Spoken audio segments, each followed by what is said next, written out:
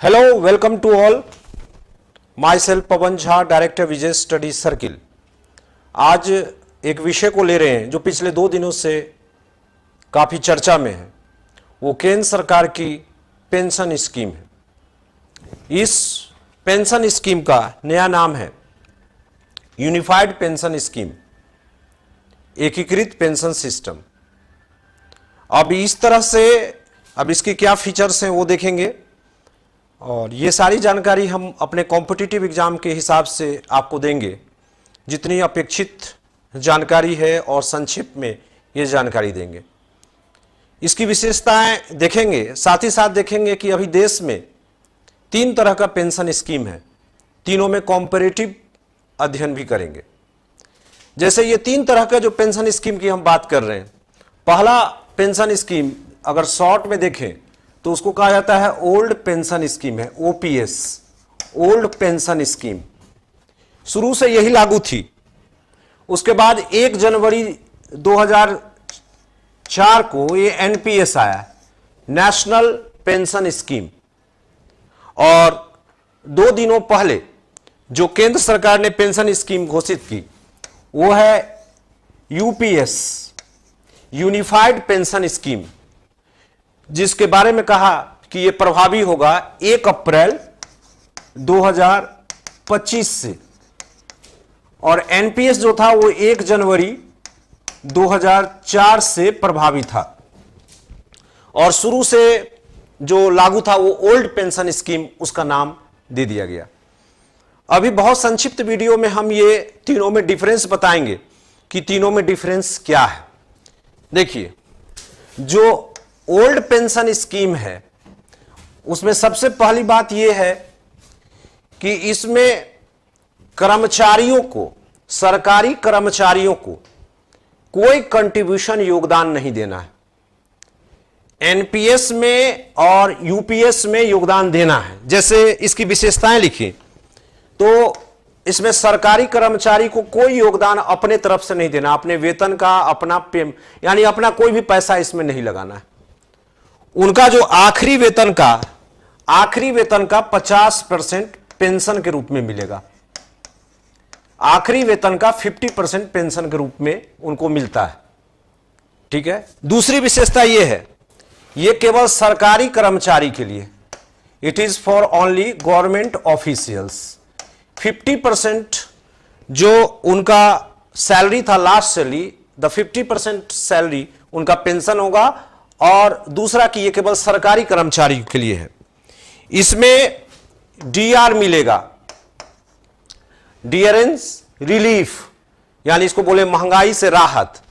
हर 6 महीना पर महंगाई से राहत के लिए, यानी एक तरह से समझिए महंगाई भत्ता, वो बढ़ता जाएगा, यानी ये डीआर प्लस होगा।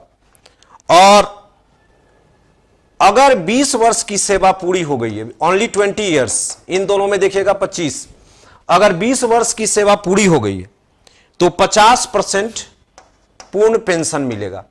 पूर्ण पेंशन, कंप्लीट पेंशन, ये ओल्ड पेंशन स्कीम के मेन फीचर्स हैं।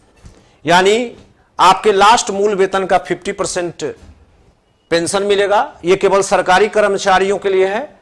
और इसमें डियरेंस रिलीफ मिलेगा, महंगाई से राहत। और ये 20 वर्ष की सेवा चाहिए तो 50% पूर्ण पेंशन मिलेगा। ये उसकी जगह 1 जनवरी 2004 को आया आपका एनपीएस, नेशनल पेंशन स्कीम। इसमें कई महत्वपूर्ण बदलाव किए गए। पहला बदलाव किया गया कि इसमें निवेश को आधार बनाया गया, इन्वेस्टमेंट करना होगा। किसको किसको इन्वेस्टमेंट करना होगा? इसमें कर्मचारी को निवेश करना होगा और जो सरकार है वो भी निवेश करेगी। कर्मचारी का निवेश, स्टाफ का निवेश जो होगा वो 10% होगा और सरकार का निवेश जो होगा वो 14% होगा, 14% इन्वेस्टमेंट। ठीक है। ये जो एनपीएस है इसमें केवल सरकारी ही नहीं, सरकारी प्लस गवर्नमेंट प्लस निजी, दोनों के कर्मचारी शामिल होंगे। दोनों लगा सकते हैं, इसका लाभ ले सकते हैं। इसके लिए उनको अपना 10% लगाना होगा वेतन का, और ये 14% सरकार लगाएगी। ठीक है, इसमें बाजार के फायदे, यानी आपने निवेश किया, मार्केट में निवेश हुआ, तो बाजार के फायदे, एडवांटेज ऑफ मार्केट आपको मिलेंगे। अब जब रिटायरमेंट हो जाएगी, आपकी रिटायरमेंट होगी, तो वन टाइम आप 60% जितना जमा था आपका, 60% आप निकाल सकते, 60% ऑफ टोटल डिपॉजिट आप निकाल सकते, और 40% ये जमा रहता, वही आपको पेंशन के रूप में फिक्स होता।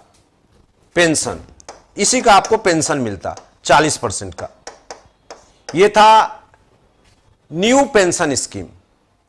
एक बड़े वर्ग में बहुत नाराजगी रही और हर जगह ओपीएस की ही मांग हुई, ओल्ड पेंशन स्कीम की, क्योंकि ओल्ड पेंशन स्कीम में कर्मचारी को कोई भी पैसा लगाना नहीं पड़ता और वो फिक्स चाहते थे कि उनका परमानेंट फिक्स मिलता रहे एक पेंशन।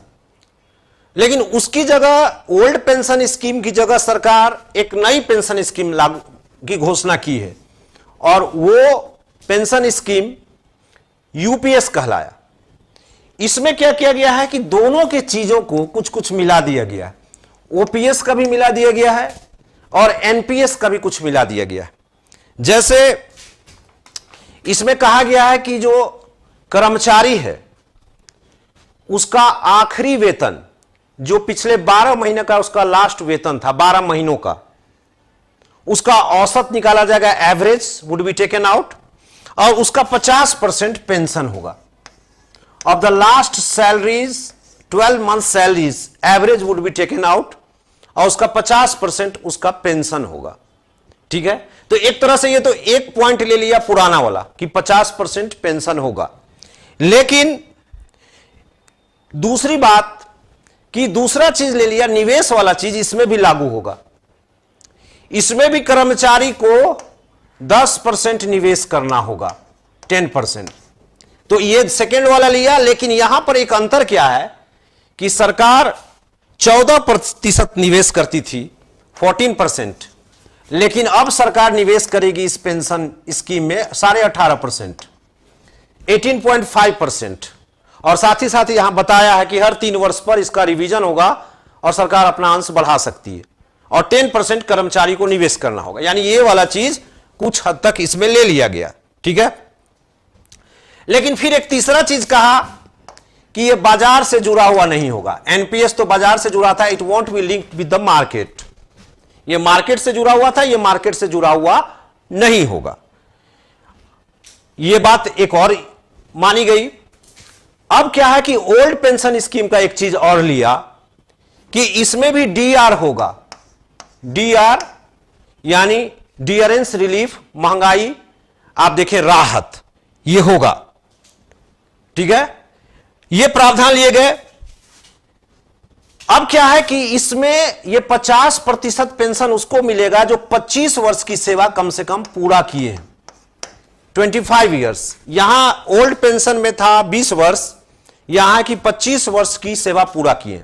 लेकिन यहां पर यह भी प्रावधान है कि मिनिमम 10 साल भी सेवा किए हुए हैं तो उनको आनुपातिक मिलेगा, प्रोपोर्शनल मिलेगा, यानी उनको कुछ ना कुछ जरूर मिलेगा।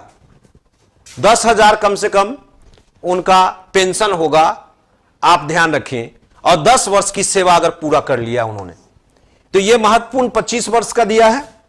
अब देखिए कि ये जो सिस्टम है, इसमें एक प्रावधान और किया गया है कि ये लागू तो होगा 2025 में, और ये ऑप्शन अवेलेबल है जो अभी एनपीएस के तहत है, यानी जो अभी नेशनल पेंशन स्कीम के तहत है, उनको ऑप्शन है कि या तो इसी में कंटिन्यू करें या फिर आपको 1 अप्रैल 2025 से लागू होने वाले यूपीएस में वो स्विच कर सकते हैं। यानी इनको ऑप्शन दिया गया है कि आप जिस तरह से चाहें दोनों में आप रह सकते हैं या उसको स्विच कर सकते हैं। यह महत्वपूर्ण घोषणा है। अब इसमें क्या है कि इससे 23 लाख सरकारी कर्मचारी जो केंद्र सरकार के कर्मचारी हैं उनको इसका लाभ मिलेगा और सरकार पर जो अतिरिक्त बोझ पड़ेगा, क्योंकि सरकार का शेयर जो है यहां 18.5% हो गया 14 से, वो उम्मीद है कि लगभग 6,000 से ऊपर 6250 करोड़ सालाना ही ये सरकार पर अतिरिक्त बोझ पड़ सकता है। तो यही पेंशन स्कीम में बदलाव किए गए हैं और इसका नाम यूपीएस रखा गया है। यह भी आपकी बेसिक जानकारी होनी चाहिए। धन्यवाद।